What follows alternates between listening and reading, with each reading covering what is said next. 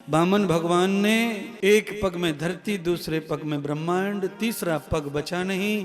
तो राजा बलि की माँ खड़ी थी, पीछे पत्नी खड़ी थी। उन्होंने कहा, पुत्र जब तुझे पता चल गया कि ये विष्णु है, शुक्राचार्य जी चीख चीख के चिल्ला चिल्ला के कह रहे हैं, तो तेरे द्वार पे स्वयं साक्षात कल्याण करता परमात्मा आए हैं, तो अब कुछ नहीं रखना शेष, इनको जीवन सौंप दो। तीनों के तीनों लेट गए चरणों में। बामन भगवान से प्रार्थना की, प्रभु अपना तीसरा कदम हमारे सिर पे रख दो, ये भी आपको समर्पित हो गया। तन मन धन दान दे दिया।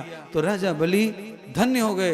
बामन भगवान ने चतुर्भुज रूप बनाकर कहा, ले तेरा सातवां दादा सामने खड़ा है, दर्शन कर ले, दर्शन कर ले, दर्शन कर ले। दान से भगवान को खुश करने से भी भक्ति का ही फल प्राप्त होता है।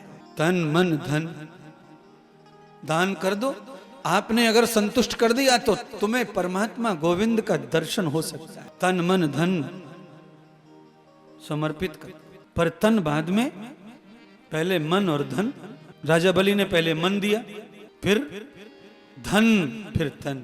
घर में ऐसी माँ होनी चाहिए, ऐसी पत्नी होनी चाहिए जो सपोर्ट करे पति को, अकल देवे, कान में चम्मच घुमाए, कहे कि क्या कर रहे हो, दे दो, कर दो, तो फिर समझ लो तुम्हारा कल्याण, तुम्हारे पति का, तुम्हारे बच्चे का, तुम्हारे पुत्री का, पोतड़ी का, सबका कल्याण पक्का समझो। इसीलिए धर्म माता, धर्म पत्नी इसीलिए घर में होनी चाहिए गृहस्थ के, क्योंकि गिरते हुए को उठा लेती है पत्नी। अगर अच्छी होती है तो पूजा पाठ दान, बड़ी महिमा है इसकी।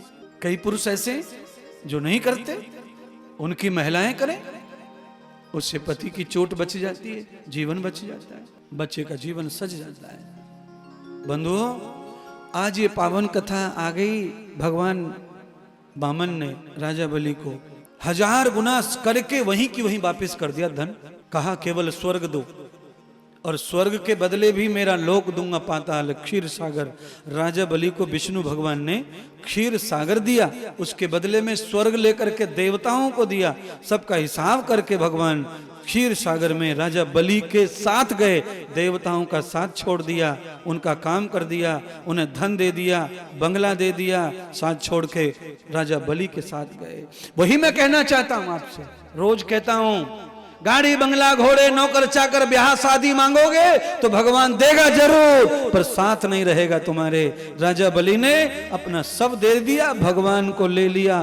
देवताओं ने कामना पूरी करवा ली, गाड़ी बंगले ले लिए, जहाज ले लिए, पर भगवान आज भी देवताओं को प्राप्त नहीं हुए। क्षीर सागर में चले जाए। 2 दिन के बाद में नारद जी के साथ में लक्ष्मी माता ढूंढते ढूंढते आई भगवान को, वो भी क्षीर सागर में चली गई।